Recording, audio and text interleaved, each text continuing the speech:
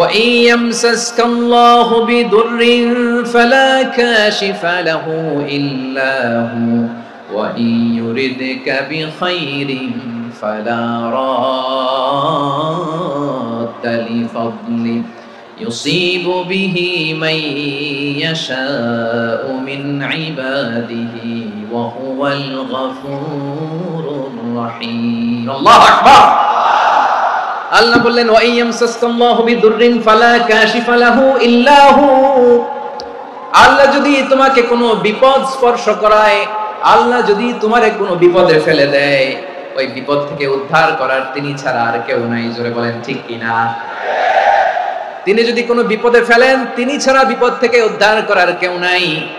আর তিনি যদি তোমার প্রতি কোনো অনুগ্রহ করতে চান, ওই অনুগ্রহ ঠেকিয়ে দেওয়ার ক্ষমতাও কারো নাই। আল্লাহ যদি আপনার সফলতা দিতে চায়, পৃথিবীর কোন শক্তি ওই সফলতাকে থামাতে পারে?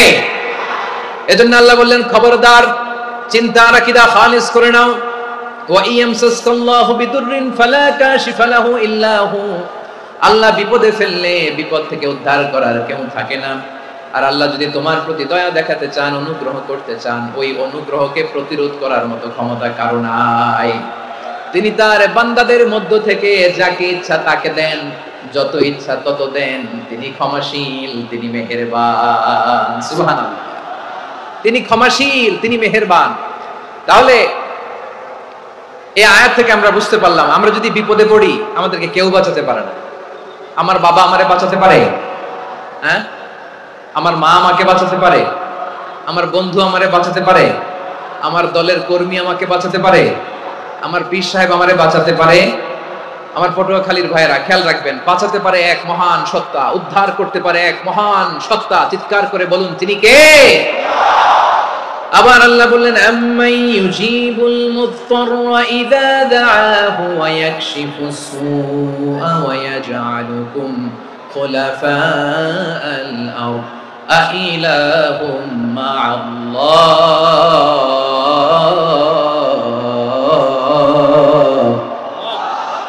ক্বালিলাম মা তাযাক্কারুন। রব্বুল আলামিন বলেন, বিপদে পড়ে কাতর কণ্ঠে চিন্তাগ্রস্ত হয়ে যখন কেউ ফরিয়াদি হয়ে আল্লাহর ডাকে হাত তোলে, তখন ওই ব্যক্তির ডাকে সাড়া দেয় কে? সবাই বলুন। কাতর কণ্ঠে বিপন্ন অবস্থায় আপনি যখন কেঁদে কেঁদে হাত তুলে আপনার দুঃখের কথা জানান, আপনি যখন ডাকেন তারে, তখন আপনার ডাকে সাড়া দেয় কে? আল্লাহ বলে আমি সাড়া দেই। তোমাদের বিপদকে মুক্ত করে দেয় কে? ওই আল্লাহর সাথে কোন উপাস্য আছে নাকি? কিন্তু খুব অল্প সংখ্যক লোকই তোমরা উপদেশ গ্রহণ করো। কথাটা কার?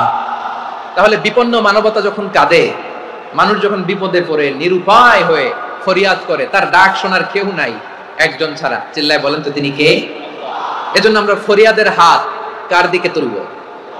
প্রিয় পটুয়াখালী বলেন, ফরিয়াদের দুটো হাত আমরা কার দিকে তুলব? এবং খেয়াল রাখতে হবে, মাথার সাথে সেট করে নিতে হবে, আল্লাহ ছাড়া আমাকে উদ্ধার করার কেউ নাই।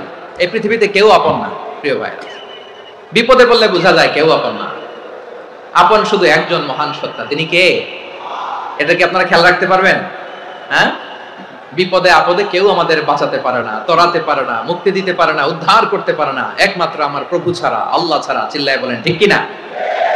এবং প্রিয় পটুয়াখালীর ভাইয়েরা, মাথার সাথে এটা সেট করে নিতে হবে যে আমাদের পুরো জীবনটাই পরীক্ষা। পুরো জীবনটাই কি? The life is a test. পুরো জীবনটাই পরীক্ষা। এই জীবনে বিপদ আসবে, আপদ আসবে, পরীক্ষা আসবে, সবার জীবনে এটা থাকে। এক একজনের পরীক্ষা এক এক রকম। আমার পরীক্ষা একরকম, মাসুদ ভাইয়ের পরীক্ষা একরকম, চৌধুরী সাহেবের পরীক্ষা একরকম, আপনার পরীক্ষা একরকম, ওনার পরীক্ষা আবার আরেক রকম। পুরো পৃথিবীটাই পরীক্ষা ক্ষেত্র, সবাই পরীক্ষা দিচ্ছি, কিন্তু কারো পরীক্ষা প্রশ্নের সাথে কারোটার মিল নাই। সুবহানাল্লাহ পড়বেন না? পুরোটাই পরীক্ষা ক্ষেত্র, সবাই পরীক্ষার্থী, কিন্তু প্রশ্নপত্র একটার সাথে আরেকটা মিলে না। One doesn't match the other. একজনেরটার সাথে আরেকজনেরটা মিলে না। কাউকে আল্লাহ তাআলা ধনী বানিয়ে পরীক্ষা করেন। কি বানিয়ে? কথা কি বুঝতেছেন নাকি কষ্ট হচ্ছে? কষ্ট হচ্ছে আপনাদের?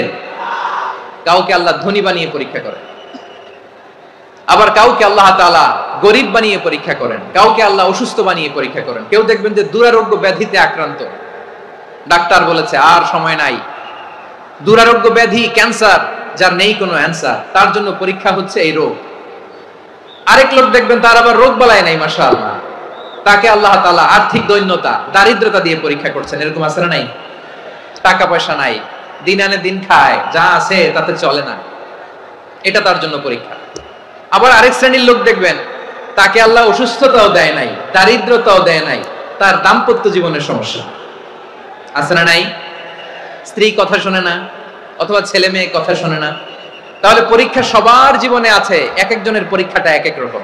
আল্লাহ তাআলা দেখতে চায় যে এই পরীক্ষার সময় আমরা কিরকম রেসপন্স করি, how to deal with the test, কিভাবে এই বিপদ আপদ পরীক্ষাগুলোকে আমরা হ্যান্ডেল করব, ডিল করব, এটা হচ্ছে আজকের আলোচনার বিষয়। বুঝতে পেরেছেন সবাই আমার প্রিয় ভাইয়েরা? তাহলে পরীক্ষাময় আমাদের জীবন, বিপদ আপদ পরীক্ষা, এটা মানুষের পিছু ছাড়ে না, সবার জীবনে পরীক্ষা আছে। নবীদের জীবনেও পরীক্ষা ছিল। সাহাবারা জিজ্ঞেস করেছেন, ইয়া রাসূলুল্লাহ আইয়ুন নাসি আশাদ্দু বালাআন ফিদ দুনিয়া, এই দুনিয়ার বুকে কাদের পরীক্ষা সবচেয়ে বেশি? বিশ্বনবী বলেছেন আল আম্বিয়া, এই পৃথিবীতে সবচেয়ে বেশি পরীক্ষা আল্লাহ তাআলা নিয়ে থাকেন নবীদের। কাদের? নবীদের। সুম্মাল আমসাল ফাল আমসাল, এরপরে নবীদের পরের স্তরে যারা, তাদের পরীক্ষা। এরপরে তাদের পরের স্তরে যারা, তাদের পরীক্ষা। সিদ্দিকীনদের, শুহাদাদের, সলিহিনদের, আল্লাহওয়ালাদের, যার ঈমান যত মজবুত তার জীবনে পরীক্ষাও তত বেশি। চিল্লায় বলেন ঠিক কিনা?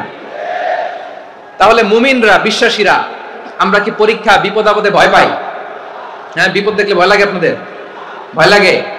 হ্যাঁ, না, মুমিনরা বিপদে ভয় পায় না, তারা হতাশ হয় না, সুবহানাল্লাহ, তারা নিরাশ হয় না।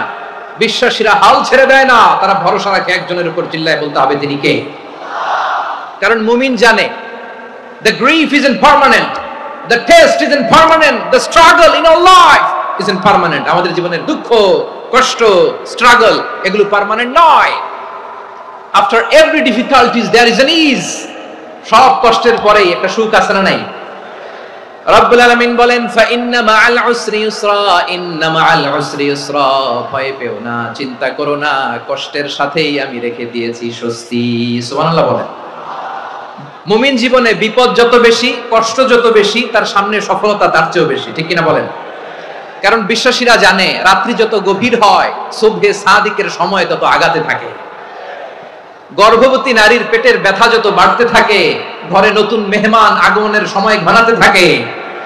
মুমিনদের উপর বিপদ, অত্যাচার, আপদ, পরীক্ষা যত বাড়তে থাকে, কালেমার পতাকা উড্ডয়নের সময় কাছে আসতে থাকে। বিশ্বাসীদের এগুলো হিসাব মিলানো অনেক আগে, এগুলো অনেক আগে হিসাব মিলানো। দুঃখের আধার শেষে সুখের আলো মিটিমিটি হাসে। চিল্লায় বলেন ঠিক কিনা? দুঃখের আধার শেষে আলোর প্রভাত হাসে, হতাশার কালো মেঘে যায় গো ভেসে, হতাশার কালো মেঘে যায় গো ভেসে।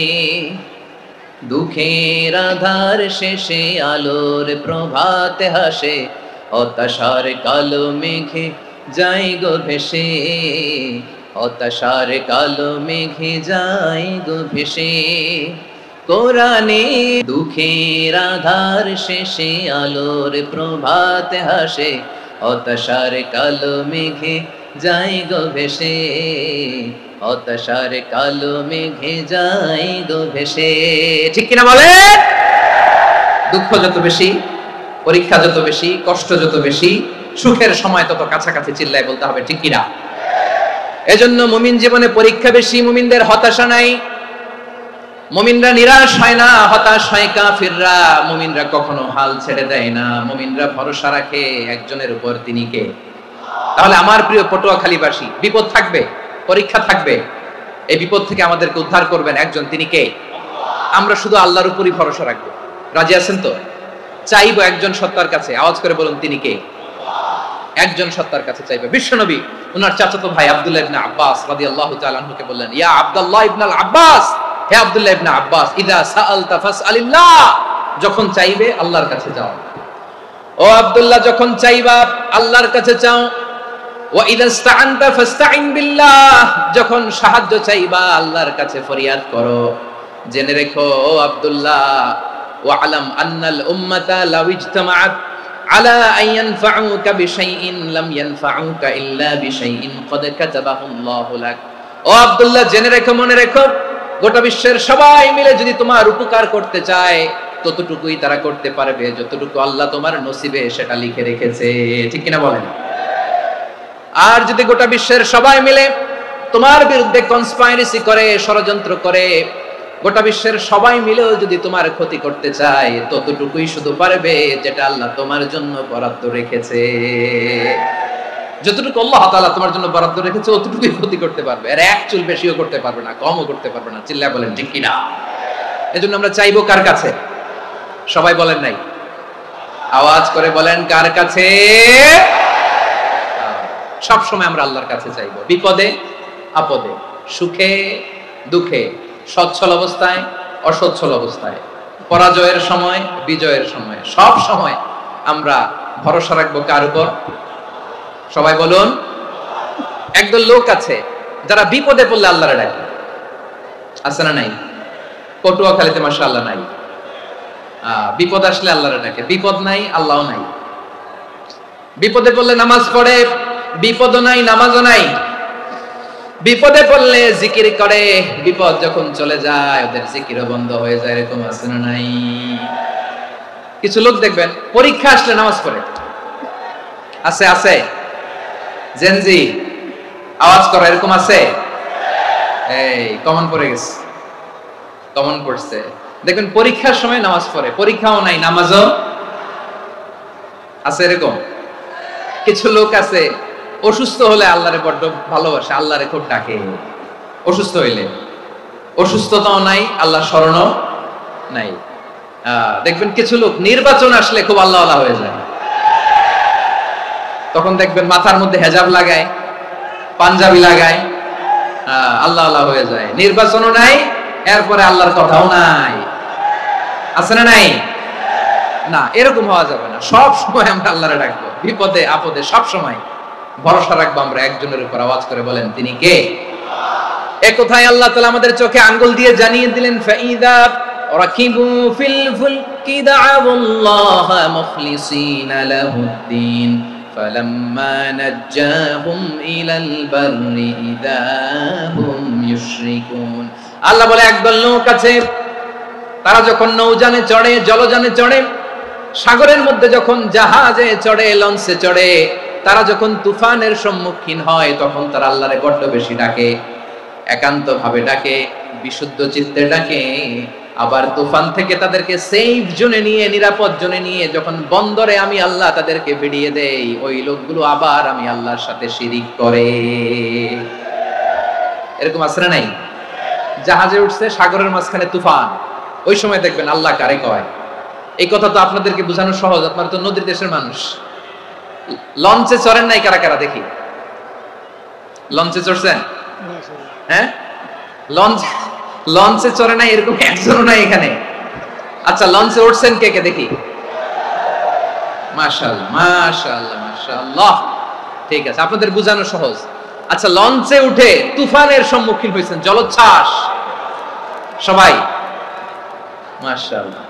তো এই ওয়াজ তো আপনাদের মুখস্থ, ঠিক কিনা বলেন? আমার বলার দরকার নাই, বলেন।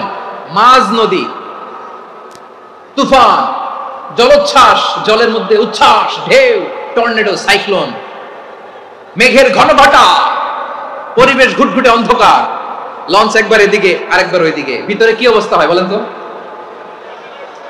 হ্যাঁ, তখন মুসলিম আল্লাহরে ডাকে, হিন্দু আল্লাহরে ডাকে, ঠিক কিনা বলেন? আস্তিক আল্লাহরে ডাকে, নাস্তিক আল্লাহরে ডাকে, ঠিক কিনা? লঞ্চের ভেতর, স্টিমারের ভেতর কান্নারে রোল পড়ে যায়, চিৎকারের রোল পড়ে যায়, সবার মুখ দিয়ে শুধু একটা আওয়াজ, লা ইলাহা লা ইলাহা লা ইলাহা সুবহানাল্লাহ আলহামদুলিল্লাহ লা ইলাহা। আল্লাহ নামের জিকির করবে যারা, আল্লাহর কাছে প্রিয় তারা, আল্লাহর কাছে প্রিয় যারা, জান্নাতে প্রবেশ করবে তারা, জোরে লা ইলাহা লা ইলাহা ইল্লাল্লাহ, লা ইলাহা ইল্লাল্লাহ মুহাম্মাদুর রাসূলুল্লাহ সাল্লাল্লাহু আলাইহি ওয়াসাল্লাম। আমার প্রিয় পটুয়াখালীবাসী, তাহলে লঞ্চের ভেতরে যখন আমরা তুফানের মধ্যে পড়ি, তখন সবাই মিলে আমরা একটা নামের জিকির করি। নামটা কার? মুসলমানেরাও ডাকে, হিন্দুরাও ডাকে, আস্তিকও ডাকে, নাস্তিকও ডাকে, সবাই ডাকে একজনকে। তিনি কে? আবার দেখবেন ওই আল্লাহ তুফানের পরে, ঝড়ের পরে ওই লঞ্চটাকে যখন সদর ঘাটে ফিরিয়ে দেয়, আবার আমরা নাফরমানি শুরু করে দেই। সে কোথায় আল্লাহ বললেন, ফাইদা রাকিবু ফিল ফুলকি দা'উল্লাহ মুখলিসিনা লাহুদ্দিন ফালাম্মা নাজ্জাহুম ইলাল বাররি ইযা হুম ইউশরিকুন। সাগরে যখন তুফানে পড়ে আমি আল্লাহর ডাকে, আবার আমি আল্লাহ যখন বাঁচিয়ে দেই, আবার আমি আল্লাহর সাথে শিরিক শুরু করে। আমরা কি এরকম হতে চাই নাকি? এরকম করবেন? হ্যাঁ না, আমরা তুফানে পড়লেও আল্লাহরে ডাকি, আবার বাঁচায় দেওয়ার পরেও ডাকি কারে? আল্লাহকেই ডাকি। বিমানের মধ্যে মাঝে মাঝে দেখবেন যে এয়ার টার্বুলেন্স হয়, জানেন? এয়ার টার্বুলেন্স জানেন তো? মাঝে মাঝে বিমানটা বাউন্সিং করে, বাম্পি, ভেরি বাম্পি ওয়েদার। শুনেন নাই? 40,000 ফিট উপরে যখন থাকে, তখন পাইলট মাঝে মাঝে বলে, dear passengers, ladies and gentleman, right now we are flying 40,000 feet above the ground and we are passing very air turbulence, very heavy air turbulence right now. Please fasten your seat belt. দেখবেন মাঝে মাঝে বলে যে, ভদ্র মহিলা, ভদ্র মহোদয়গণ, আমরা 40,000 ফিট উপর দিয়ে যাচ্ছি আর এয়ার টার্বুলেন্স ফেস করছি, মেহেরবানি করে আল্লাহর রাস্তে সিট বেল্ট বাঁধুন। তখন বিমানটা এরকম বাউন্সিং করে, শেকিং করে। আপনারা মুখোমুখি হয়েছেন? ইদানিং এই এয়ার টার্বুলেন্স বেড়ে গিয়েছে। গত বছর আমার ইন্টারন্যাশনাল অনেকগুলো ফ্লাইট ছিল, তো আমি দেখলাম যে আগের ফ্লাইটগুলোর তুলনায় এখন এয়ার টার্বুলেন্স খুব বেশি। আমি একটু রিসার্চ করে দেখলাম, ক্লাইমেট চেঞ্জের কারণে, জলবায়ু পরিবর্তনের কারণে আকাশের বাতাসের মুভমেন্টে পরিবর্তন হয়েছে, ফলে এখন বিমান শেকিং করে বেশি, বাউন্সিং, বাম্পি ওয়েদার। তো বলেন তো, 40,000 ফিট উপরে যখন আপনি, কয় হাজার ফিট? সবাই বলুন কয় হাজার ফিট? 40,000 ফিট উপরে যখন আপনি, তখন যখন বিমানটা এরকম বাউন্সিং করে, সবাই যখন ভমিটিং করে বিমান নষ্ট করে দেয়, বমি করে, তখন বাঁচানোর কে আছে আল্লাহ ছাড়া? কেউ আছে? ওই মুহূর্তেও সবাই মিলে একজনের ডাকে আওয়াজ করে বলেন, তিনি কে? মাঝে মাঝে কিছু সোশ্যাল মিডিয়ায় কিছু ভিডিও পাওয়া যায় যে হেভি যখন এয়ার টার্বুলেন্স হয়, 10 সেকেন্ড 15 সেকেন্ডের কিছু ভিডিও পাওয়া যায়, বিমানটা এরকম বাউন্সিং করছে, বাম্পি ওয়েদার, কাঁপছে, মানুষগুলো বমি করছে, অক্সিজেন মাস্কগুলো সব ঝুলে পড়েছে, বিমানটা শুধু কাঁপছে। তখন দেখবেন বিমানের ভেতরেও এরকম লঞ্চের মতো চিৎকার আছে না নাই? বিমানের ভেতরেও তখন চিৎকার। গত বছর হিথ্রো এয়ারপোর্ট থেকে সিঙ্গাপুর এয়ারলাইন্সের একটা ফ্লাইট, হিথ্রো টু চাঙ্গি, একটা ফ্লাইটে এমন বেশি এয়ার টার্বুলেন্সের শিকার হয়েছিল ওই এয়ারক্রাফটটা, 33 জন যাত্রী সেখানে আহত হয়েছে, একজন যাত্রী নিহত হয়েছে। কেবিন ক্রুজ, এয়ার হোস্টেস যারা আছে, একজনের নাক ফেটে, চোখ ফেটে, কপাল ফেটে, ব্লিডিং হয়ে শয়লা। প্রিয় ভাইরা, 40,000 ফিট উপরে বিমানটা যখন কাঁপবে, তখন আমাদেরকে আল্লাহ ছাড়া আর কেউ বাঁচানোর আছে? এত আস্তে বললে হবে? ওই কঠিন মুহূর্তে আমার বাবা আমারে বাঁচাতে পারে, আমার বন্ধু আমারে বাঁচাতে পারে। এই গ্রাউন্ডে, জমিনের বুকে আমার প্রোটোকল, আমার ক্ষমতা, আমার দাম্ভিকতা, কোনো কিছু আমারে বাঁচাতে পারে একজন ছাড়া। চিল্লায় বলতে হবে, তিনি কে? সে আল্লাহ বললেন, গোলাম, আমি বিপদের সময় ঠিকই তোমাদের বাঁচিয়ে দেই। ওই বিমানের ভেতরে 40,000 ফিট উপরে যখন তোমরা এয়ার টার্বুলেন্সের শিকার হও, তখন নাস্তিকও আল্লাহরে ডাকে, হিন্দু আল্লাহরে ডাকে। জোরে বলেন ঠিক কিনা? আবার বিমানটা যখন শান্ত হয়ে যায়, একটু পরেই বিমানের স্ক্রিনের মধ্যে হিন্দি সিনেমা খোঁজে। বিমানের স্ক্রিনে কিন্তু বিশাল ওখানে আফলাম ফিল্মের একেবারে বুঝাই করা। বিমানটা শান্ত হলে আবার হিন্দি সিনেমা দেখা শুরু করে। একটু আগে ডাকছিল কারে? দেখবেন বাংলাদেশে আমাদের ক্রিকেটাররা যখন অন্য কোনো দেশের সাথে খেলে, অনেক সময় এমন হয়, বল বাকি একটা, রান দরকার 6টা। বল বাকি কয়টা? পটুয়াখালী বুঝে নাই বোধহয়। বল বাকি কয়টা? রান দরকার। আপনি দেখবেন ক্যামেরাম্যান তখন গ্যালারিতে খালি দেখায় দর্শকদের যে কি অস্থিরতা। হিপ হপ স্টাইলের মেয়েটা, যে মেয়েটার ওড়না এতক্ষণ ছিল গলায়, এতক্ষণ কই ছিল, ওই মেয়েটা দেখবেন ওড়নাটা টেনে মাথায় দিয়ে এরকম মুনাজাত ধরতেছে, আল্লাহ আল্লাহ, একটা ছক্কা, আল্লাহ আল্লাহ, আমার লাল সবুজের পতাকারে তুমি অপমানিত কইরো না আল্লাহ, ইন্ডিয়ার সাথে আমাদের খেলা, আল্লাহ আল্লাহ, একটা ছক্কা, একটা একটা। পুরো পুরো খেলা জুড়ে এই মেয়ের ওড়না ছিল গলায়, কিন্তু যখন এক বলে 6 রান দরকার, ওড়না চলে আসছে কোথায়? মাথায়। আবার মুনাজাত আছে না নাই? ঠিকই বাংলাদেশের দামাল ছেলে এমন এক শট মারলো, বল চলে গেল স্টেডিয়ামের বাইরে, ছক্কা, জিতে গেলাম আমরা। পুরো স্টেডিয়াম জুড়ে চিৎকার, হই হুল্লোড়, মৌজ মাস্তি। যেই মেয়েটা মাথার মধ্যে ওড়না দিয়ে এতক্ষণ সুবহানাল্লাহ সুবহানাল্লাহ বলে আল্লাহর কাছে দোয়া করেছে, ওই মেয়ে এখন আবার ওড়না ফেলে দিয়ে নাচা শুরু করে দিয়েছে। তাহলে আল্লাহর ভয়, আল্লাহর প্রতি আস্থা, বিশ্বাস, ভালোবাসা, এটা কি ক্ষণিকের জন্য? মানে আমার যখন লাগবে তখন আল্লাহর ইউজ করবো নাকি? হ্যাঁ, বিপদে আপদে, সুখের সময় দুঃখের সময়, সচ্ছল অসচ্ছল অবস্থায় বিশ্বাসীরা ভরসা রাখে একজনের উপর। চিৎকার করে বলে পটুয়াখালী তিনি কে? সে আল্লাহ বললেন, গোলাম মনে করো না জাহাজ থেকে সদরঘাটে ভিড়িয়ে দিলাম, তুমি নিরাপদ হয়ে গেছো। মনে করো না 40,000 ফিট থেকে সেফ ল্যান্ডিং এর পরে এয়ারপোর্টে নেমে গেলেই তুমি নিরাপদ হয়ে গেছো। ও মিয়া, বিপদ কি শুধু সাগরে আর আকাশে? ঘরের বিপদ, ঘরের ভেতরও বিপদ আসতে পারে কি পারে না?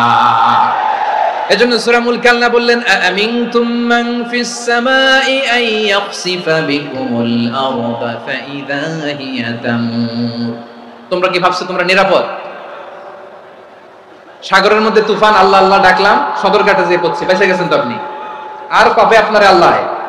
আল্লাহরে তো সাগরের মাঝখানে তো আল্লাহ আপনারে পাইছিল, আর তো পাবে না। আর পাবে আপনারে? আর আল্লাহ ধরতে পারবে আপনারে? ঘরের ভেতরও বিপদ দিয়ে আটকাতে পারে কে? 5 স্টার 7 স্টার হোটেলের ভেতরেও আমাকে বিপদের মধ্যে ফেলে দিতে পারেন কে? আল্লাহ বললেন, তোমরা কি ভেবেছো তোমরা নিরাপদ? আমি চাইলে ল্যান্ডস্লাইডস, ভূমি ধস দিয়ে 1 লক্ষ এক মুহূর্তে নিয়ে যেতে পারি। এক সুনামি দিয়ে থাপ্পড় মেরে 3 লক্ষ সাগরের ভেতরে ঢুকাই দিতে পারি, 1 সেকেন্ডও লাগে না আমার। আম আমিনতুম মান ফিস সামাই আন ইউরসিলা আলাইকুম হাসিবা ফাসাতা'লামুনা কাইফা নাযীর। আল্লাহ চাইলে আকাশ থেকে পাথর বৃষ্টি নাজিল করতে পারেন কি পারেন না? এই মুহূর্তে এখানে ভূমিকম্প দিতে পারেন কি পারেন না? আচ্ছা, ভূমিকম্প যখন হয় আমাদের কারো হুঁশ থাকে? আপনি মনে করছেন আমরা সাধারণ মানুষ, আমরা দৌড় দেই, আর প্রেসিডেন্ট প্রধানমন্ত্রী ওনারা বুঝি খাটে শুয়ে থাকে? কথা বুঝে নাই বোধহয়।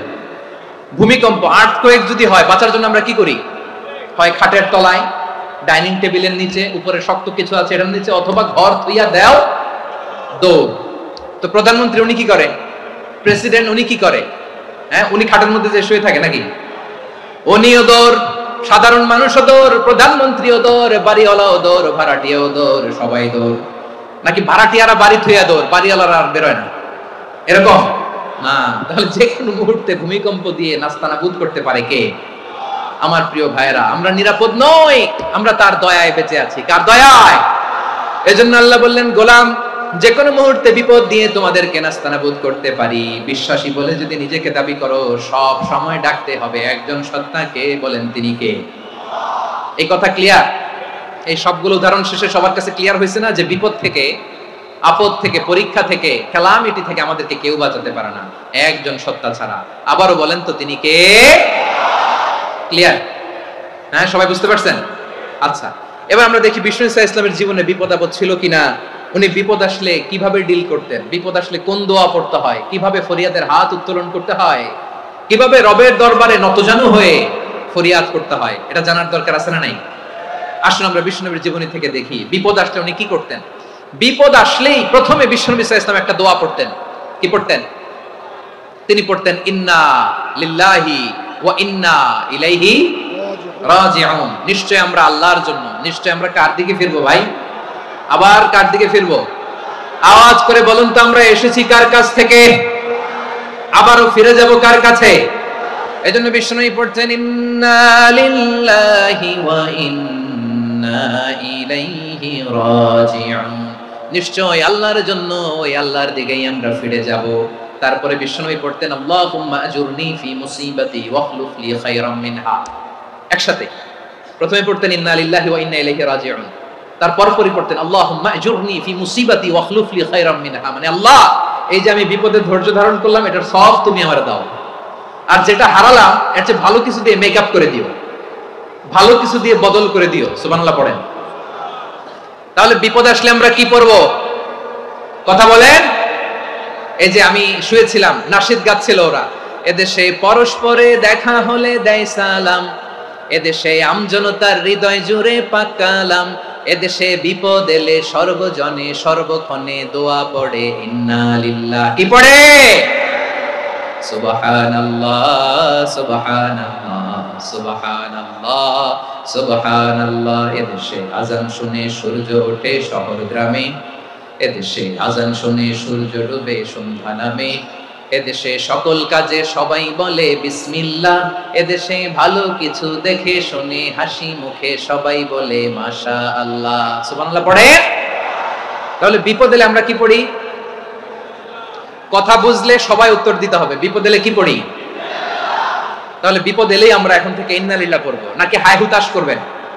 একদল আছে হাই হুতাশ করে, হায় আল্লাহ রে মোর কি হইল রে, মুই কি হরমু রে, মুই কমবে জামু রে, আছে না নাই? এরকম বিলাপ করতে নিষেধ করেছেন বিশ্বনবী। কি করব, কই যাব, কি হবে, হায় হায়, এরকম হাহুতাশ আছে না নাই? বিশ্বাসীরা হাহুতাশ করে না, তারা ইন্না লিল্লাহ পড়ে। কি পড়ে মনে থাকবে? আমরা পড়বো ইন্না লিল্লাহি ওয়া ইন্না ইলাইহি রাজিউন, নিশ্চয়ই আমরা আল্লাহর জন্য, আমরা আল্লাহর দিকেই ফিরে যাব। এরপর পড়বো আল্লাহুম্মা আজুরনি ফি মুসিবাতি ওয়াখলুফ লি খায়রাম মিনহা, আল্লাহ আমি যে বিপদে ধৈর্য ধারণ করলাম এটার সওয়াব দিও, আর যা হারালাম তার চেয়ে ভালো কিছু দিয়ে বদল করে দিও। সুবহানাল্লাহ পড়েন। বিশ্বনবীর হাদিস শুনলেন উম্মে সালামা রাদিয়াল্লাহু তাআলা আনহা, ওনার স্বামী হলো আবু সালামা। মজার ঘটনা খেয়াল করে শুনেন আমার প্রিয় কলিজার টুকরা ভাইয়েরা, কানগুলো খরগোশের কানের মতো খাড়া করে আমার দিকে তাকান। সাইয়্যিদাতুনা উম্মে সালামা রাদিয়াল্লাহু তাআলা আনহা, ওনার স্বামীর নাম আবু সালামা। শ্রেষ্ঠ দম্পতি, শ্রেষ্ঠ ফ্যামিলি। প্রথমে হিজরত করেছিলেন হাবাসায়, পরে হিজরত করেছেন মদিনায়। উহুদ যুদ্ধের পরে ওনার স্বামী আবু সালামা ইন্তেকাল করলো, শহীদ হলো। সুবহানাল্লাহ পড়েন। যখন আবু সালামা ইন্তেকাল করলো, উম্মে সালামা রাদিয়াল্লাহু তাআলা আনহা কেঁদে কেঁদে হয়রান, আর নবীর শিখানো বাণী অনুযায়ী তিনি বারবার পড়ছিলেন ইন্না লিল্লাহ। কি পড়ছিলেন? মুই কই জামু, কি হরমু, এগুলো বলে নাই। কি বলছে? ইন্না লিল্লাহ। যেহেতু বিশ্বনবী বলেছেন কেউ যদি বিপদের প্রথম ধাক্কায় পড়ে ইন্না লিল্লাহি ওয়া ইন্না ইলাইহি রাজিউন, আল্লাহুম্মা আজুরনি ফি মুসিবাতি ওয়াখলুফ লি খায়রাম মিনহা, তাহলে এই বিপদে যে সে যা হারালো তার চেয়ে শ্রেষ্ঠ কিছু দিয়ে আল্লাহ তার বদল দিয়ে দিবে। এই হাদিস শুনে উম্মে সালামা রাদিয়াল্লাহু তাআলা আনহা, ওনার প্রাণ প্রিয় স্বামী আবু সালামার ইন্তেকালের পরে চোখের পানি ছাড়ে, আর পড়ে ইন্না লিল্লাহি ওয়া ইন্না ইলাইহি রাজিউন, আল্লাহুম্মা আজুরনি ফি মুসিবাতি ওয়াখলুফ লি খায়রাম মিনহা।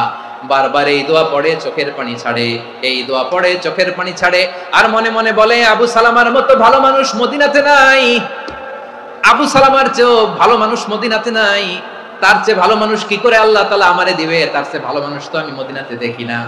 চোখের পানি দিয়ে বুক ভাসায় আর নবীর হাদিসের উপর আমল করে পড়ে ইন্না লিল্লাহি ওয়া ইন্না ইলাইহি রাজিউন, ইন্না লিল্লাহি ওয়া ইন্না ইলাইহি রাজিউন। পড়তে পড়তে চোখের পানি ছাড়ে, আর চিন্তা করে বিশ্বনবী বললেন এই দোয়া পড়লে যেটা হারালাম তার চেয়ে ভালো কিছু দিয়ে আল্লাহ পুরস্কার দেয়। আবু সালামার চেয়ে ভালো মানুষ মদিনার মধ্যে আর কে হতে পারে? কি আজীব তামাশা, কি অবাক করা ঘটনা।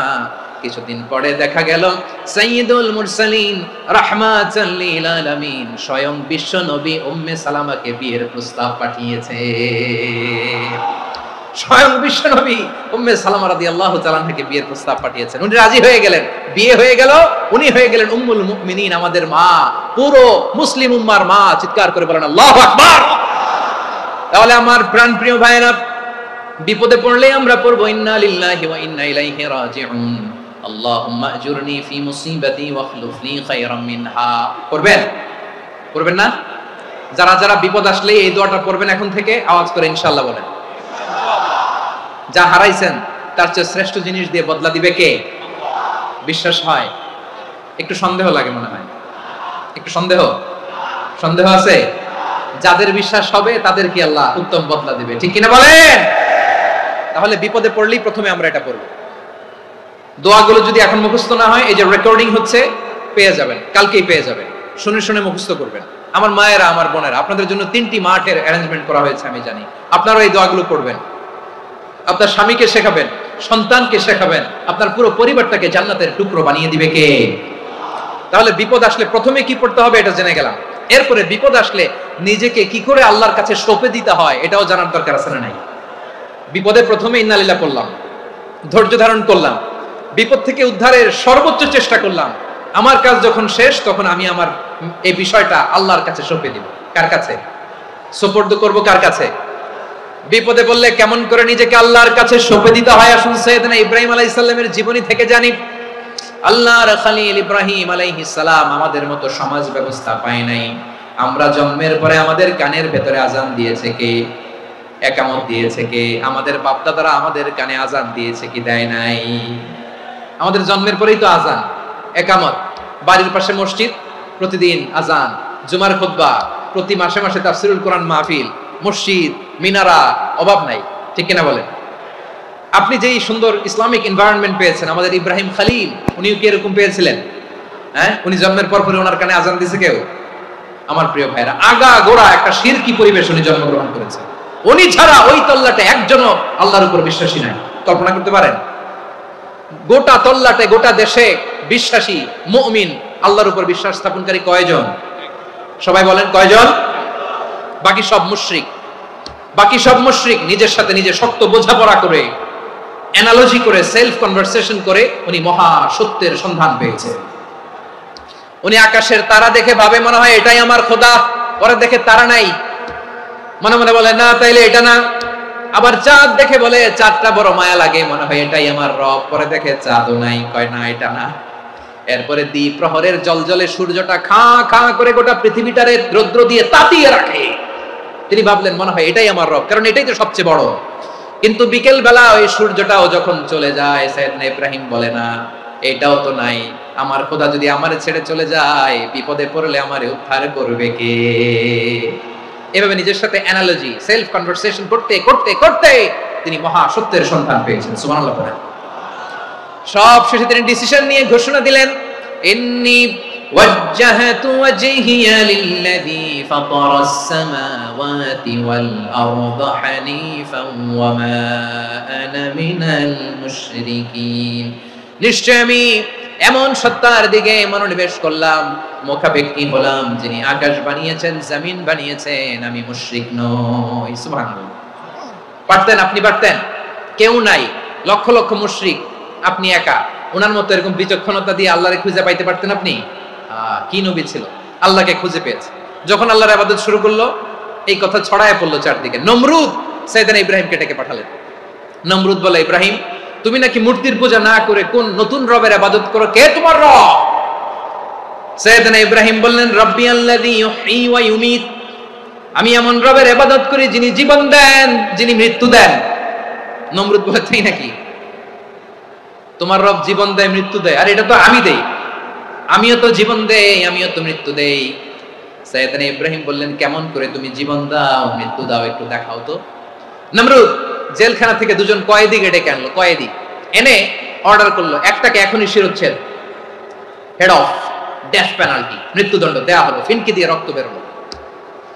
নমরুদ বলে, দেখো দুজনকে ধরে আনলাম, একজন কয়েদিকে দিলাম ডেথ পেনাল্টি, মৃত্যুদণ্ড, ওরে মৃত্যু দিলাম, আরেকজন যে দাঁড়িয়ে আছে চাইলে ওরেও আমি মৃত্যুদণ্ড দিতে পারি, কিন্তু না, ওরে আমি দিব না, ওরে আমি বাঁচাইয়া দিলাম, ছেড়ে দিলাম, মানে জীবন দিলাম। দেখো ইব্রাহিম, তোমার চোখের সামনে একজনকে মৃত্যু দিলাম, আরেকজনকে জীবন দিলাম। আপাত দৃষ্টিতে তাই তো, একজনের তো জীবন দিল, আরেকজনরে মৃত্যু দিল। সাইয়েদনা ইব্রাহিম এবার বিপাকে পড়ে গেলেন। কিন্তু এক একজন নবীকে আল্লাহ এমন উইজডম বিচক্ষণতা দিয়ে এই জমিনে পাঠিয়েছেন। মুহূর্তের মধ্যে আল্লাহর খলিল ইব্রাহিম বললেন, فإن الله يأتي بالشمس من المشرق فأت بها من المغرب فبهت الذي كفر আল্লাহর খলিল ইব্রাহিম বললেন, নমরুদ বুঝলাম তুমি জীবন দাও মৃত্যু দাও দেখলাম, কিন্তু আমার রব আমার আল্লাহ প্রতিদিন সকালবেলা উষা লগ্নে ওই পূর্ব দিগন্ত থেকে সূর্যটাকে উদিত করেন, সাঁঝের বেলা বিকেল বেলা কুথুরি লগ্নে সন্ধ্যা বেলা ওই দ্বিপ্রহরের জলে সূর্যটাকে পশ্চিম দিগন্তে ডুবিয়ে দেন। মানে সকালবেলা পূর্ব দিক থেকে উদিত করা সূর্যটাকে পশ্চিম দিকে বিকেলে তিনি ডুবিয়ে দেন। তুমি যদি পারো ওই সূর্যটাকে পশ্চিম দিক থেকে উদিত করে পূর্ব দিকে ডুবিয়ে দাও। সুবহানাল্লাহ পড়বেন না? দেখেন, ইনস্ট্যান্ট ইন্টেলেক্ট, মুহূর্তে বিচক্ষণতা, উইজডম কাকে বলে? নমরুদ পারবে? নমরুদের বাপ পারবে? ওর দাদা, ওর 14 গোষ্ঠী, গোটা বিশ্বের সব ক্ষমতাধর রাষ্ট্রনায়করা একসাথে হলে পারবে? ফাবুহিতাল্লাযী কাফার পারে নাই, ব্যর্থ হয়েছে। এবার তেলে বেগুনে জ্বলে উঠেছে, রেগে মেগে আগুন বলে ফালকুহু ফিল জাহিম। ওর সাথে তর্ক নাই, না পেরে এবার এটারে আগুনে ফেলা। বিশাল বিশাল গাছ কেটে লাকড়ি এনে আগুনের কুণ্ডলি বানানো হলো, দাউ দাউ দাউ দাউ করে আগুন জ্বলে। আল্লাহর খলিল ইব্রাহিমকে আগুনে নিক্ষেপ করা হবে।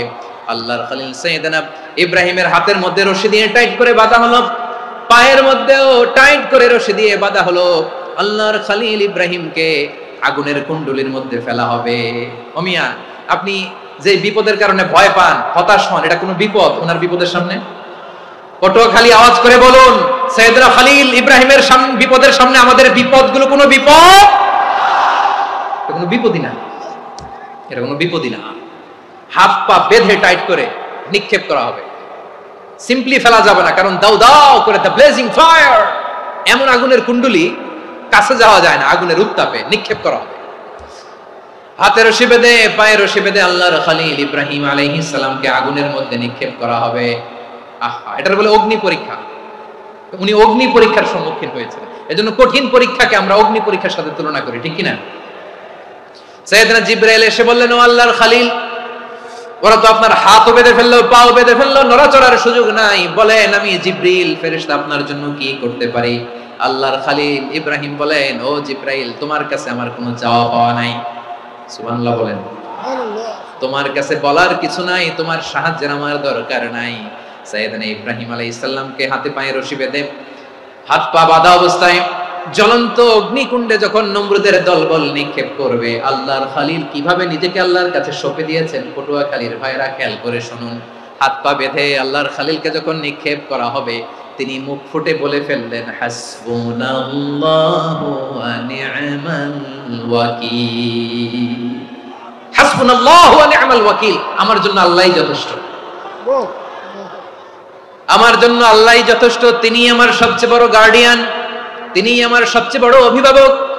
জিব্রাইলের সাহায্যে অফারকে ফিরিয়ে দিলেন, দুনিয়ার বুকে কারো কাছে কিছু বলেন নাই, মুখ ফুটে বলেছেন হাসবুনাল্লাহ। ও আমার পটুয়াখালীর প্রাণের ভাইয়েরা খেয়াল রাখবেন, কোন বান্দা তার হাতে থাকা সব চেষ্টাটুকুন করার পরে মুখ ফসকে মুখ দিয়ে যখন বলে ফেলে হাসবুনাল্লাহ, বান্দা যখন হাসবুনাল্লাহ বলে ফেলে, ওই ব্যাপারটা ডিল করার দায়িত্ব স্বয়ং আল্লাহ আরশের উপর থেকে নিয়ে নেয়। আপনি যখন বলে ফেলবেন হাসবুনাল্লাহ, এটা ডিলিং করবে কে তখন?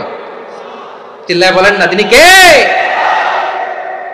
বান্দা তার শব্দের সবটুকু চেষ্টার পরে নতজানু হয়ে যখন বলবে হাসবুনাল্লাহ, আল্লাহ তুমি আমার জন্য যথেষ্ট, নি'মাল ওয়াকিল, তুমি আমার শ্রেষ্ঠ অভিভাবক, তখন তার কি দরকার না দরকার এটা ডিল করে স্বয়ং আল্লাহ।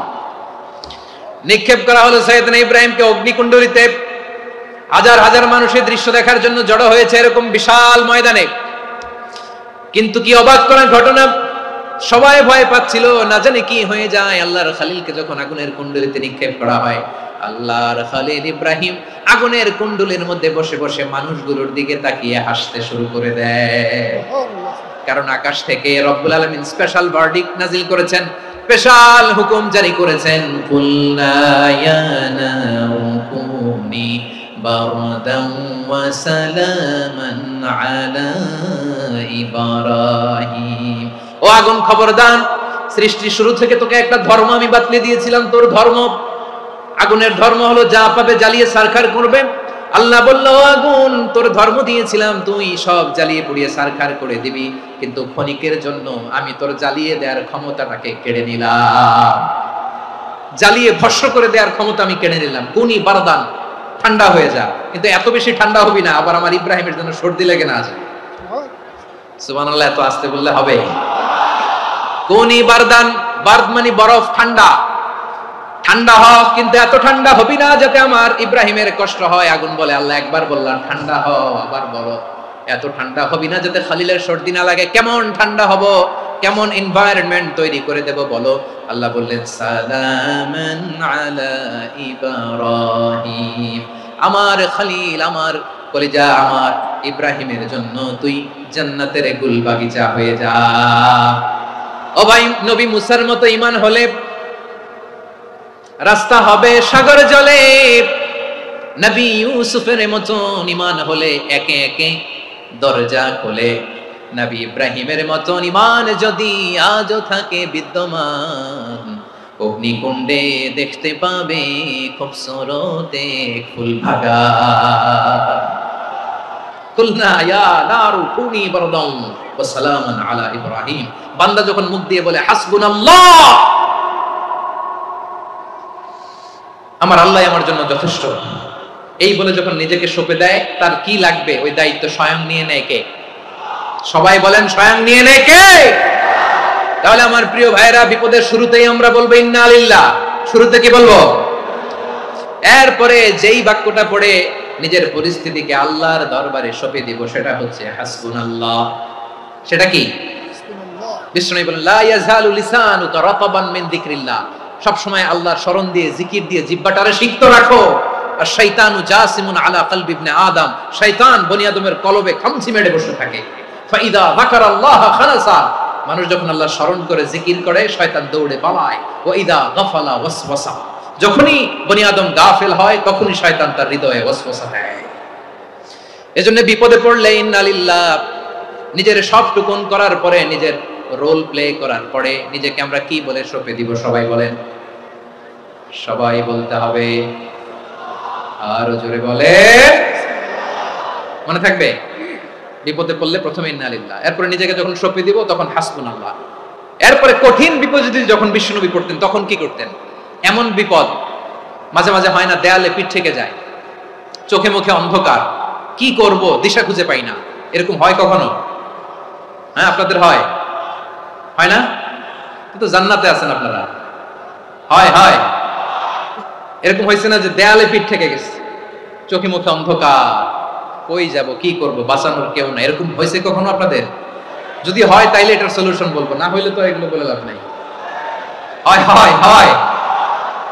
বিশ্বনবী এরকম কঠিন বিপদে পড়েছেন জীবনের কিছু কিছু মুহূর্তে। ওই মুহূর্তে বিশ্বনবী স্পেশাল দুইটা দোয়া পড়তেন, এই দোয়াগুলো আপনাদেরকে জানিয়ে দেয়। বিশ্বনবী বলেন, কঠিনতম বিপদে যখন পড়বা, দেয়ালে পিঠ থেকে যায়, চোখে মুখে অন্ধকার, বাঁচার কোনো উপায় নাই, তখন পড়বা লা ইলাহা ইল্লা আনতা সুবহানাকা ইন্নী কুনতু মিনাজ জালিমিন। আল্লাহ, তুমি ছাড়া কোনো ইলাহ নাই, তুমি পবিত্র, নিশ্চয় আমি জালিমদের অন্তর্ভুক্ত। সুবহানাল্লাহ বলেন। এই দোয়া সাইয়েদনা ইউনূস আলাইহিস সালাম পড়েছিলেন যখন মাছের পেটে ছিলেন। কিসের পেটে? এবং অনেক মুফাসসিরিন একরাম বলেছেন, অনেক আহলুল ইলমরা বলেছেন, এটা হচ্ছে ইসমে আজম। ইসমে আজম এমন দোয়া যেটা দিয়ে দোয়া করলে আল্লাহ দোয়া কবুল করে, কিন্তু এটা কোনটা, এটা নিয়ে ইখতিলাফ আছে। কোন কোন আহলুল ইলম বলেন লা ইলাহা ইল্লা আনতা সুবহানাকা ইন্নী কুনতু মিনাজ জালিমিন, এটা হচ্ছে ইসমে আজম। সাইয়েদনা ইউনূস আলাইহিস সালাম পড়েছেন। আপনারা পড়েননি? তুফান হইলে পড়েন না? আমাদের এলাকায় তো এটা খুব, এটার উপর ব্যাপক আমল আছে। পটুয়াখালীতে কি অবস্থা বলেন? পড়েন পড়েন পড়েন পড়েন। একটা গল্প শুনেছিলাম, পাক হানাদার বাহিনী যখন বাংলাদেশে অ্যাটাক করতো, ৭১ সালের ঘটনা বলতেছি, আমরা তো দেখি নাই, শুনছি আর কি। ৭১ যদি দেখতাম এতদিনে রাজাকার হয়ে যেতাম। আল্লাহ আমাদেরকে বাঁচাই দিয়েছে, আল্লাহর মেহেরবানি, ঠিক কিনা বলেন? মন মতো হইলে মুক্তিযোদ্ধা, মন মতো না হইলে রাজাকার। কত কিছু দেখলাম এই শাহবাগের বুকে। আল্লাহ, ৭১ সালে দেখি নাই, আমরা শুনেছি, পাক হানাদার বাহিনী জিজ্ঞেস করতো মুসলিম না অমুসলিম চেক করার জন্য বলতো কালেমা বল, কালেমা বাতাও। তো যারা কালেমা বলতে পারতো পাকিস্তানি বাহিনী নাকি ওদেরকে ছেড়ে দিত, শুনেছি। তো একজনকে এক বাঙালিরে পেয়ে তার মাথার মধ্যে বন্দুকের নল ধরে বলতেছে কালেমা বল সালে, কালেমা বাতা, কালেমা বল। তো ভয়ের চোটে এই দোয়া পড়া শুরু করছে। ও পড়তেছে লা ইলাহা ইল্লা আনতা সুবহানাকা ইন্নী কুনতু মিনাজ জালিমিন। পাকিস্তানি বলে সালে ये तो मुसीबत का कलेमा है। বাঙালি কয় হাম তো ভি মুসিবত মে হ্যায়। পাকিস্তানি বলে বেটা কোন দোয়া বললে, এটা তো মুসিবতের কালেমা। কয় আমিও তো মুসিবতে আছি, আমার মাথার মধ্যে বন্দুক ধরে তুমি আমারে কালেমা জিজ্ঞেস করো, এখন কোনটা কালিমা আর কোনটা কি, তো আমার হুশ আছে নাকি? প্রিয় ভাইরা, আসলে এটা দুআউল মুসিবা, বিপদে পড়লে এই দোয়া পড়তে হয়। লা ইলাহা ইল্লা আনতা সুবহানাকা ইন্নী কুনতু মিনাজ জালিমিন। এটা পড়বেন আপনারা। এই দোয়া পড়ে সাইয়েদনা ইউনূস আলাইহিস সালাম মাছের পেট থেকে রক্ষা পেয়েছিলেন। রক্ষা করেছিল কে? তুমি ইউনূস নবীরে যখন খাইলো মাছেতে গিলিয়া, ফেরেশতা পাঠাইয়া দিলে ইসমে আজম দিয়া। প্রাণে ছিল যাহার ভয় সেথা পাইল আশ্রয়, প্রাণে ছিল যাহার ভয় সেথা পাইল আশ্রয়। মাছের পেট হতে সে যে পেল পরিত্রাণ। আল্লাহু আল্লাহু তুমি জাল্লে জালালুহু, শেষ করা তো যায় না গে তোমার গুণগান। আল্লাহু আল্লাহু সুবহানাল্লাহ পড়ে। লা ইলাহা ইল্লা আনতা সুবহানাকা ইন্নী কুনতু মিনাজ জালিমিন। বিশ্বনবী বললেন দেয়ালে পিঠ থেকে গেলে, চোখে মুখে অন্ধকার, বাঁচার কোনো উপায় নাই, তখন এই দোয়াটা পড়তে হবে। এই দোয়া পড়ে আল্লাহর কাছে ফরিয়াদ করলে বিপদ মুক্ত করবেন কে? কেন এই দোয়াটা আল্লাহর কাছে বড্ড প্রিয় জানেন আমার ভাইরা? কারণ এই দোয়ার মধ্যে তিনটা জিনিস আছে। আমি যেরকম আঙ্গুল উঁচু করেছি এরকম করেন তো। তিনটা। কয়টা? তিনটা। এক নম্বরে হচ্ছে তাওহীদ, দুই নম্বরে তাসবিহ, তিন নম্বরে তাকরীর। আই রিপিট, আবারও বলছি, এক নম্বরে তাওহীদ, দুই নম্বরে তাসবিহ, তিন নম্বরে তাকরীর। এই দোয়াটা আল্লাহর কাছে এত পছন্দনীয় কারণ এই দোয়ার প্রথম অংশে আছে তাওহীদ, আল্লাহর একত্ববাদের ঘোষণা। লা ইলাহা ইল্লা আনতা, ও আল্লাহ আপনি ছাড়া কোনো ইলাহ নাই, উপাস্য নাই। এই কথা বললে আল্লাহ বড় খুশি হয়ে যায়। সুবহানাল্লাহ পড়েন। এই দোয়ার দ্বিতীয় অংশে আছে তাসবিহ, মানে আল্লাহর প্রশংসা, প্রশংসা সূচক বাণী। সুবহানাক সুবহানাক সুবহানাক, ও আল্লাহ আমি আপনার পবিত্রতা ঘোষণা করছি। সুবহানাক, এই কথা শুনলেও আল্লাহ খুশি হয়ে যায়। সুবহানাল্লাহ পড়েন। এই দোয়ার তৃতীয় অংশে আছে তাকরীর। তাকরীর মানে পাপের স্বীকৃতি। তাকরীর মানে কি? তাকরীর মানে পাপের স্বীকৃতি। এই দোয়ার তৃতীয় অংশে আছে ইন্নী কুনতু মিনাল জালিমিন, ও আল্লাহ আমি জালিমদের অন্তর্ভুক্ত। আল্লাহ আল্লাহ আমি জালেম, আল্লাহ আমি ভুল করেছি, অন্যায় করেছি, আল্লাহ আমি জালিমদের অন্তর্ভুক্ত। এই পাপের স্বীকৃতি, অ্যাকনলেজমেন্ট আল্লাহ বড় পছন্দ করে। যখন আল্লাহর কাছে আপনি ছোট হবেন, ছোট হতে হতে যত ছোট হবেন ওই দৃশ্যটা দেখতে আল্লাহ বড় পছন্দ করে। সুবহানাল্লাহ বলেন। তিন নম্বর অংশ ইন্নী কুনতু মিনাজ জালিমিন, আল্লাহ আমি জালেমদের অন্তর্ভুক্ত। সাইয়েদনা আদম আলাইহিস সালাম ভুল করে যখন নিষিদ্ধ গাছের ফুল খেয়ে ফেললেন, ফল খেয়ে ফেললেন, আল্লাহ বললেন আদম ক্ষমা পেতে চাইলে তুমি আর হাওয়া মিলে স্বীকৃতি দাও, পাপের স্বীকৃতি আর পড়ো। রব্বানা যালামনা আনফুসানা ওয়া ইল্লাম তাগফির লানা ওয়া তারহামনা লানাকুনান্না মিনাল খাসিরিন। ও আল্লাহ আমি আদম আর হাওয়া জালামনা আনফুসানা, আমরা আমাদের নফসের উপর বড় জুলুম করেছি। আল্লাহ ওয়া ইল্লাম তাগফির লানা ওয়া তারহামনা, আপনি যদি ক্ষমা না করেন, আপনি যদি দয়া পরবশ না হন, আপনি যদি রহম না করেন, আমরা তো ক্ষতিগ্রস্তদের মধ্যে শামিল হয়ে যাব। এই দোয়া করার সাথে সাথে সাইয়েদনা আদম আর হাওয়া আলাইহিস সালামকে ক্ষমা করে দিলেন কে? তাহলে এই দোয়ার তিন নম্বর অংশ তাকরীর, এটা আল্লাহ বড় পছন্দ করে। আমার কলিজার টুকরা ভাইরা, গুনাহ করে শিকার যেতে হবে, এটা আল্লাহ ভালোবাসেন। সাইয়েদনা আবু বকর রাদিয়াল্লাহু তাআলা আনহু বিষ্ণু ইসা ইসলামকে বললেন, ইয়া রাসূলুল্লাহ আল্লিমনি দুআআন আদউ বিহি ফি সালাতি, নবী হে আপনি আমার এমন একটা স্পেশাল দোয়া শিখায় দেন যে দোয়াটা আমি নামাজে পড়ব। নবী বললেন তাহলে তুমি পড়ো আল্লাহুম্মা ইন্নী যালামতু নাফসি যুলমান কাসীরান ওয়া লা ইয়াগফিরুয যুনুবা ইল্লা আনতা ফাগফিরলি মাগফিরাতাম মিন ইনদিকা ওয়ারহামনি ইন্নাকা আনতাল গফুরুর রহিম। সুবহানাল্লাহ। সালাম ফিরানোর আগে পড়েন, কথা কয় না, পড়েন পড়েন। ও আবু বকর, নামাজে যদি দোয়া করতে মনে চায় এই দোয়াটা পড়বা, আল্লাহুম্মা ইন্নী যালামতু নাফসি, আল্লাহ জুলুম করেছি আমার নফসের উপর, যুলমান কাসীরা অনেক জুলুম, ওয়ালা ইয়াগফিরুয যুনুবা ইল্লা আনতা, আপনি ছাড়া এই যুনুব, এই পাপ ক্ষমা করার দ্বিতীয় কোনো রব নাই। আছে? আল্লাহ ছাড়া আমাদের গুনাহ আর কে কে ক্ষমা করতে পারে বলেন তো? কে পারে? কে? এজন্য আল্লাহরে বলবেন, আল্লাহ আমি ছাড়া তোমার গোলামের অভাব নাই, ও আমার রব আমি ছাড়া এই জমিনের বুকে তোমার গোলামের অভাব নাই, কিন্তু তুমি ছাড়া তো আমার দ্বিতীয় কোনো রব নাই। পারবেন বলতে? পারবেন? চোখের পানি ছেড়ে আল্লাহরে বলবেন, আল্লাহ তুমি আমার রব, তুমি আমার সব। কি বলবেন? আল্লাহ আমারে রব। সবাই বলুন, আল্লাহ আমারে রব, দমে দমে তনু মনে তারি অনুভব, আল্লাহ আমারে রব। আল্লাহরে বলেন, আল্লাহ তুমি আমার রব, তুমি আমার সব। আল্লাহ আমি ছাড়া এই জমিনে তোমার গোলামের অভাব নাই, তুমি ছাড়া আমার দ্বিতীয় কোনো রব নাই। একথা বলে চোখের পানি ছেড়ে আল্লাহরে স্বীকৃতি দেন, আল্লাহ আমি পাপী, আল্লাহ এই জমিনে আমার চেয়ে বড় পাপী আর কেউ নাই।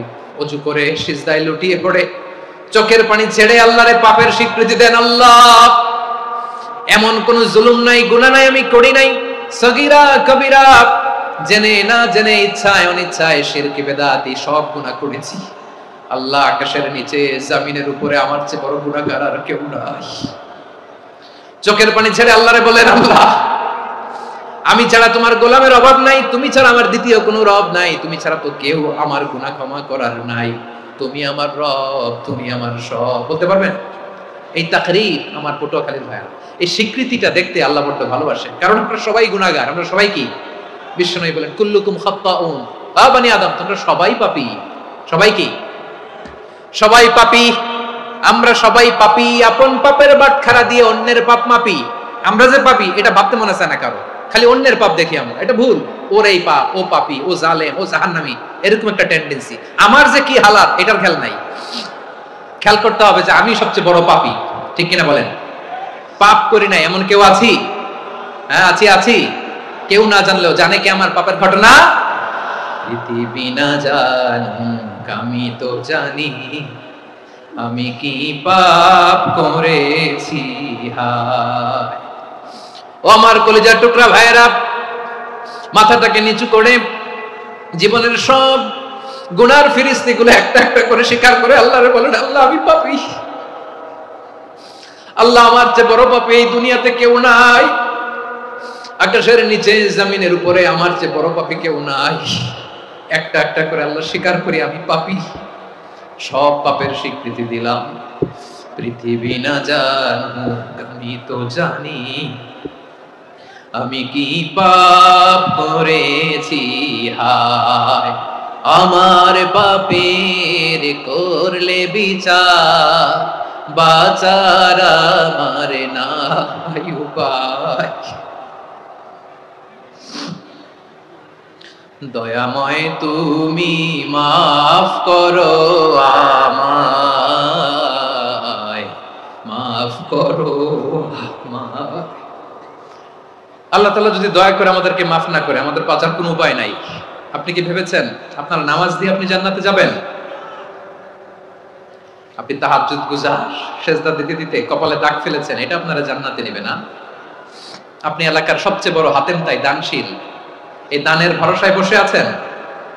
কশিন কালো আমাদের নামাজ, আমাদের রোজা, আমাদের ইবাদত, এগুলোকে মিজানের পাল্লায় উঠালে কোনো ওজনই হবে না। তবে আমাদের একটা কৌশল জানা আছে, আমরা আল্লাহর রহমতের ভিখারি। আমরা সেদিন আগেই গুনার স্বীকৃতি দিয়ে দেব। আমরা বলবো, আল্লাহ তুমি প্রশ্ন করার আগে তোমার একটা কথা বলি, আমারে কিছু জিজ্ঞেস করো না, আমি সব করেছি। এমন কোন পাপ নাই যে পাপ আমারে দিয়ে হয় নাই। তোমার রহমত দিয়ে তুমি জান্নাতে পাঠাবা, তোমার দয়ায় জান্নাতে যেতে চাই, আমল দিয়ে না। পারবেন বলতে? কিয়ামতের দিন আমরা বলবো, আল্লাহ আমার আমল দিয়ে জান্নাত চাই না, আমি তোমার দয়া দিয়ে জান্নাত চাই। তোমার দয়া ছাড়া আমার কোনো উপায় নাই।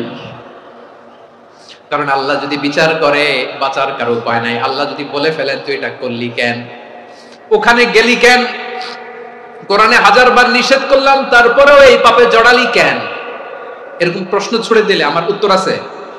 বাঁচার কোনো উপায় আছে? রোজ হাসরে হে আল্লাহ আমার করোনা বিচার, আল্লাহ করোনা বিচার। বিচার চাহি না তব দয়া চাই, এ গুনাহগার আল্লাহ করোনা বিচার। আপনার আমল দিয়ে জান্নাতে যাবেন? কি দিয়ে যাবেন? আল্লাহর দয়া দিয়ে। আল্লাহর রহম আর দয়া ছাড়া কেউ জান্নাতের চেহারাও দেখতে পাবে না। আমার প্রিয় ভাইয়েরা, এই দোয়া আল্লাহর কাছে পছন্দনীয় হওয়ার কারণ তিনটা। দোয়ার প্রথম অংশে আছে তাওহীদ, আল্লাহর একত্ববাদের ঘোষণা। এই দোয়ার দ্বিতীয় অংশ আছে তাসবিহ, আল্লাহর প্রশংসা সূচক বাণী। এই দোয়ার 3 নাম্বার অংশ পাপের স্বীকৃতি। তাহলে আমরা সবাই গুনাহগার। আমরা আল্লাহর কাছে পাপের স্বীকৃতি দিয়ে বলবো, ও আল্লাহ ইন্নী কুনতু মিনাজ জালিমিন, আমরা জুলুম করেছি, পাপ করেছি, অন্যায় করেছি, আল্লাহ বুঝতে পারি নাই, শয়তানের ওয়াসওয়াসায় পড়ে, বন্ধুর পাল্লায় পড়ে, নফসের খায়েশ মিটাতে যে আল্লাহ করে ফেলেছি। তুমি গুনাহ না মাফ না করলে আমাদের গুনাহ মাফ করার দ্বিতীয় কেউ নাই। ঠিক কিনা বলেন? এভাবে অনুতপ্ত হয়ে যদি আল্লাহর কাছে দোয়া করেন, দেয়ালে পিঠ থেকে গেছে, কোনো রাস্তা নাই বের হওয়ার, ওই মুহূর্তেও আপনাকে বিপদ থেকে উদ্ধার করবে কে? বিশ্বনবী চরম বিপদে পড়লে দুটা দোয়া পড়তেন। প্রথম হলো এটা, লা ইলাহা ইল্লা আনতা সুবহানাকা ইন্নী কুনতু মিনাল জালিমিন। এই দোয়াটা আমরা বেশি বেশি পড়ব প্রিয় ভাইরা। রাজি আছেন? সবাই আওয়াজ করে পড়ুন ইনশাআল্লাহ। আমার প্রিয় ভাইরা, বিপদে পড়লে বিশ্বনবী আরো একটা দোয়া পড়তেন, লা ইলাহা ইল্লাল্লাহুল আযীমুল হালিম, লা ইলাহা ইল্লাল্লাহু রাব্বুল আরশিল আযীম, লা ইলাহা ইল্লাল্লাহু রাব্বুস সামাওয়াতি ওয়াল আরদি ওয়া রাব্বুল আরশিল কারীম। এই যে বললাম, রেকর্ড হয়ে গেছে। এখন তো আর ইনস্ট্যান্ট মুখস্থ না হলো, পরে মুখস্থ করে নেবেন। আল্লাহ ছাড়া কোনো উপাস্য নাই, তিনি সুমহান, মহা সহিষ্ণু। আল্লাহ ছাড়া কোনো উপাস্য নাই, তিনি সুমহান, আরশের অধিপতি। আল্লাহ ছাড়া কোনো উপাস্য নাই, তিনি আকাশের মালিক, জমিনের মালিক, তিনি সুবিশাল আরশের অধিপতি। সুবহানাল্লাহ পড়েন। এই দোয়াটা কেউ যদি পড়ে যদি এর ওসিলা করে দোয়া করে, তাকে বিপদ থেকে মুক্তি দেয় কে? মনে থাকবে আপনাদের? তাহলে বিপদের প্রথম ধাক্কায় কি যেন পড়তে হয়? ইন্না লিল্লাহ। তারপরে কি বলে আল্লাহর কাছে নিজেকে সঁপে দিতে হয়? দেয়ালে পিঠ থেকে গেলে লা ইলাহা ইল্লা আনতা সুবহানাকা ইন্নী কুনতু মিনাজ জালিমিন।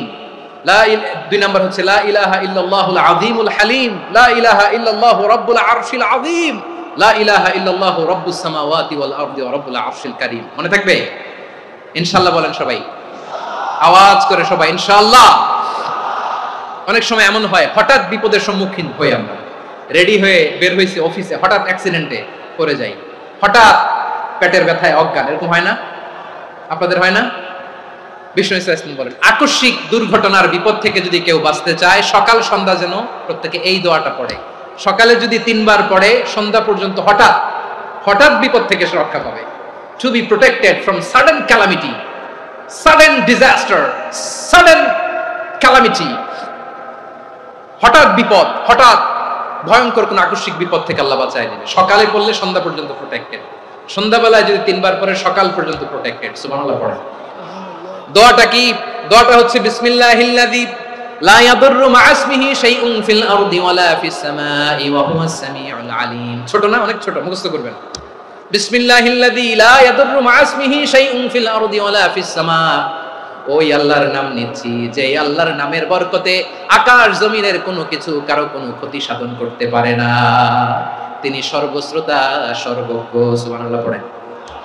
পড়বেন এই দোয়াটা, বিসমিল্লাহিল্লাযী লা ইয়াদুররু মা'a ইসমিহি শাইউন ফিল আরদি ওয়ালা ফিস সামাই ওয়া হুয়াস সামিউল আলীম।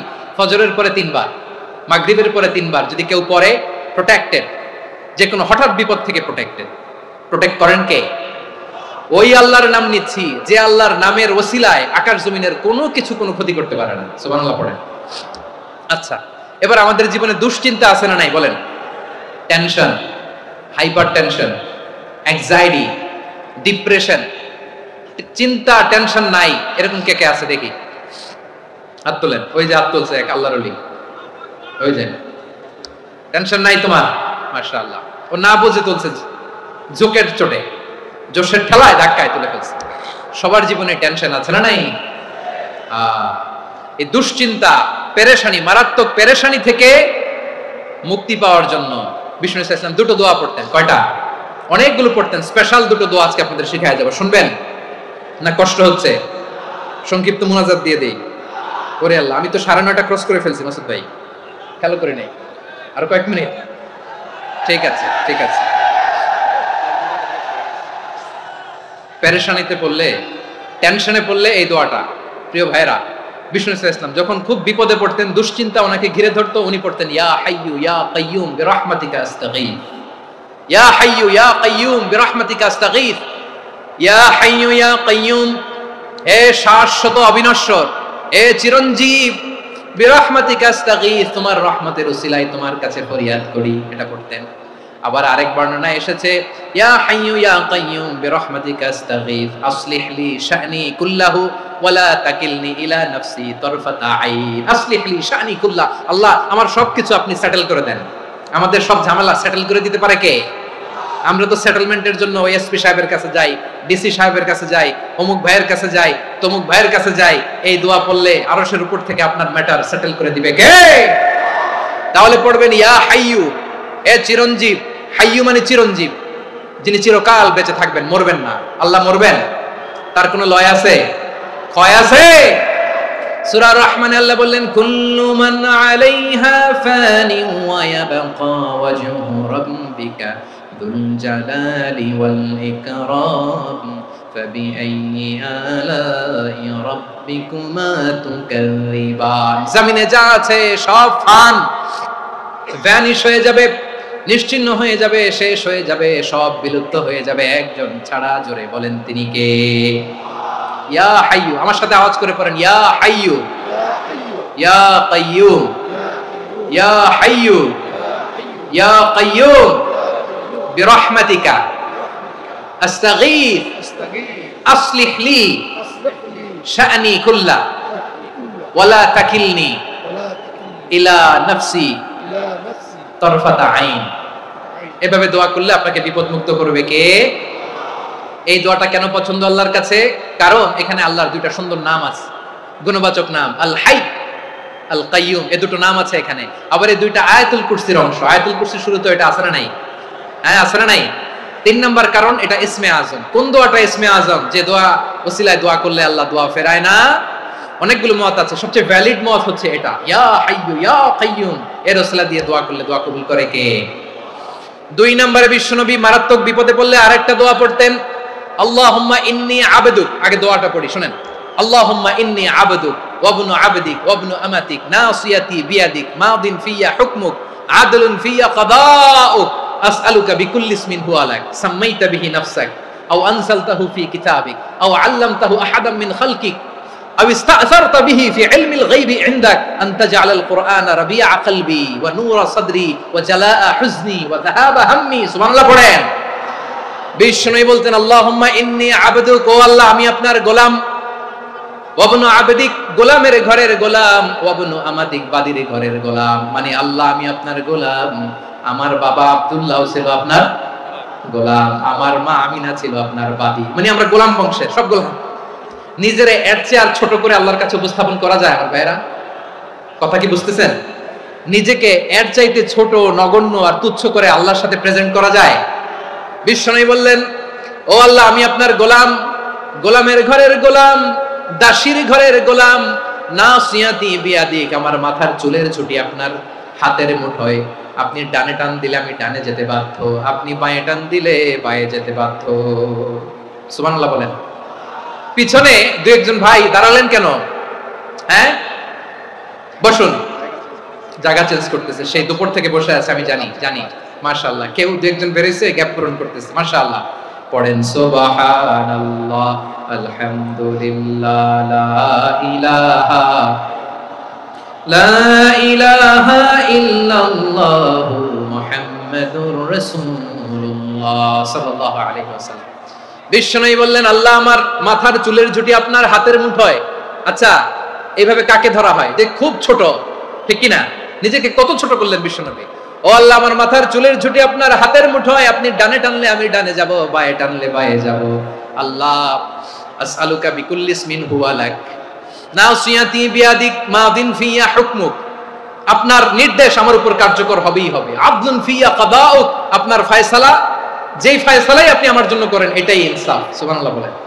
আমরা আল্লাহর ফয়সালায় সন্তুষ্ট হতে চাই না। কত কমপ্লেইন, আল্লাহ তুমি এটা দিলা না, ওইটা পাইলাম না, ওইটা হইল না রে, এরকম অভিযোগ কমপ্লেইন আমাদের আছে না নাই?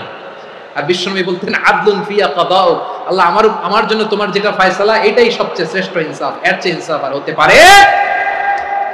এভাবে কায়মান বাক্যে আল্লাহর কাছে বিশ্বনবী দোয়া করতেন। এরপরে বিশ্বনবী বললেন, আল্লাহ তোমার যত নাম আছে সব নামের ওসিলায় দোয়া করি, যে নাম তুমি আমাদেরকে জানিয়েছো, যে নাম তুমি আমাদেরকে জানাও নাই, যে নাম তুমি কোরআনে নাজিল করেছো, যে নাম নাজিল করো নাই, যে নাম শুধু নবীদেরকে জানিয়েছো। আর আল্লাহর এমন কিছু চমৎকার চমৎকার সুন্দর সুন্দর নাম আছে, এই নামগুলো রব্বুল আলামিন কাউকে জানাবে না। সুবহানাল্লাহ বলেন। আমরা তো 99 নাম জানি, 100 নাম জানি আল্লাহ, কিন্তু আল্লাহর এমনও কিছু নাম আছে যেগুলো আল্লাহ বিষ্ণু নবীরও জানায় নাই।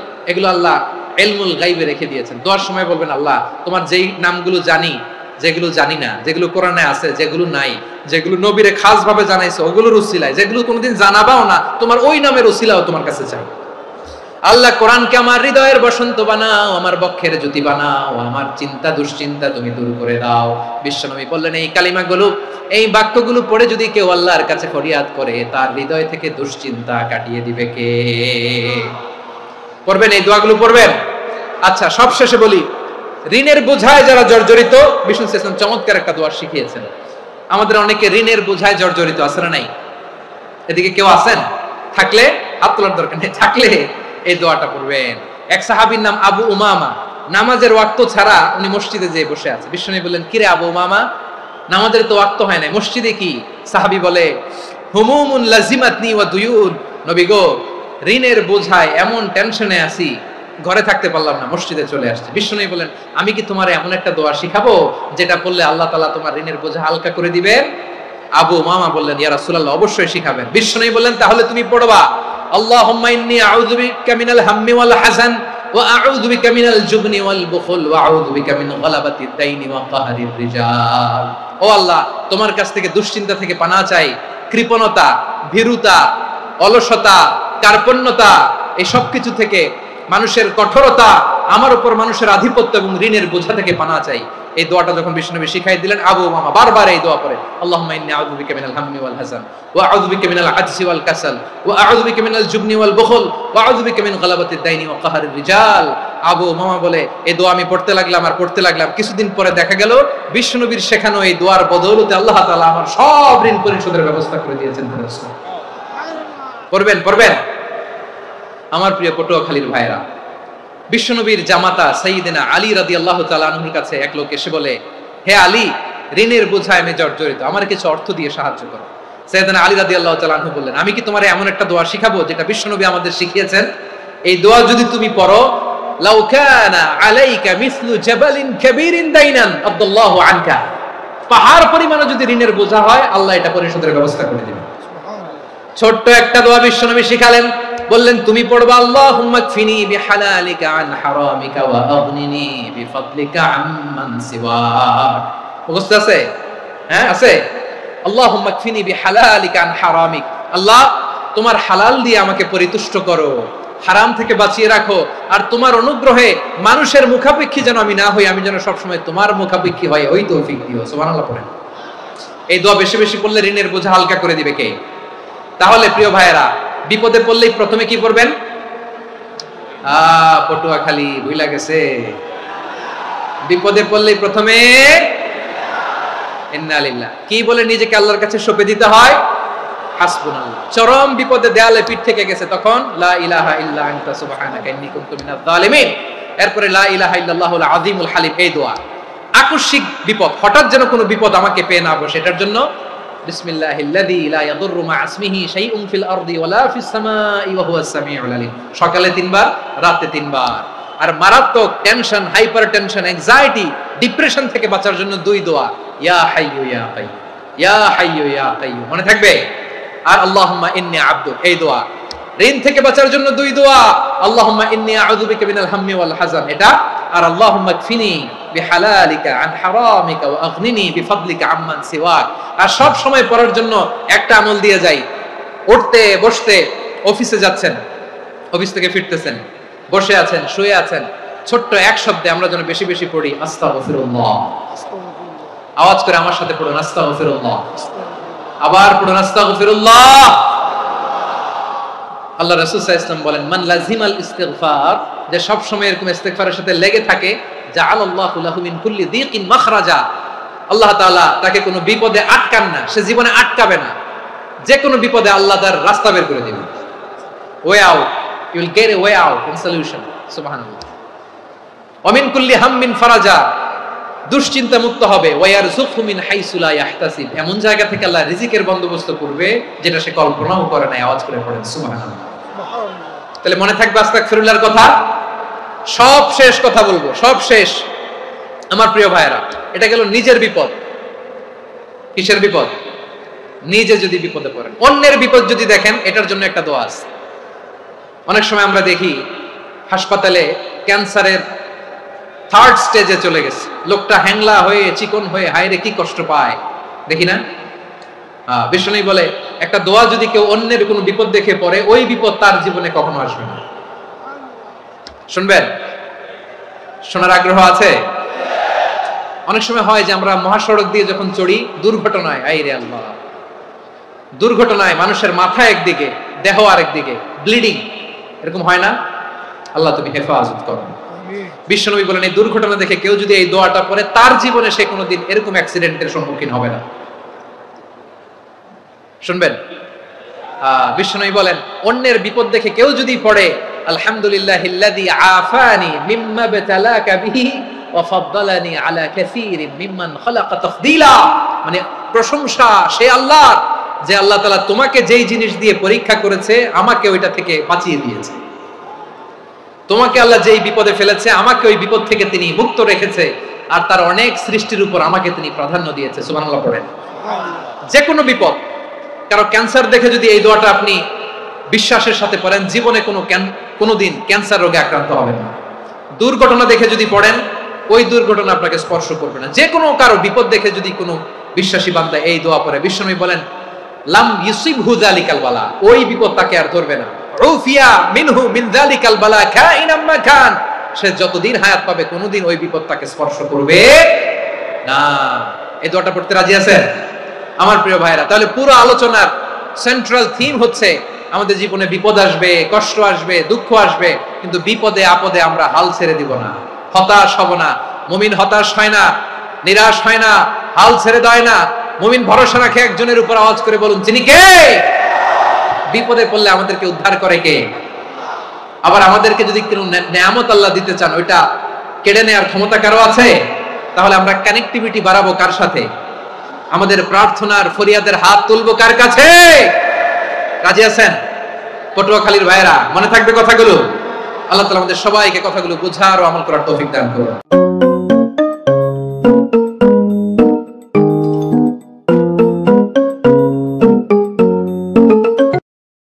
小红书